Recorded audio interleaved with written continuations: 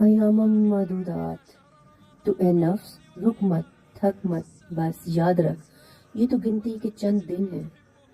جب رمضان کی پرنور ساعتیں آتی ہیں تو مومن کے دل میں ایک خاص کیفیت پیدا ہوتی ہے۔ یہ وہ لمحے ہوتے ہیں جہاں رحمت کے دروازے کھول دیے جاتے ہیں، مغفرت کی ہوائیں چلتی ہیں اور جہنم کی آگ سے آزادی کا پروانہ ملنے کا وقت قریب ہوتا ہے۔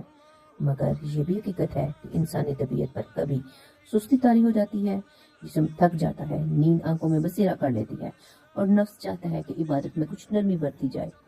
ایسے وقت میں بس ایک آیت کا تصور کیجیے، ایام معدودات، یہ تو گنتی کے چند دن ہیں۔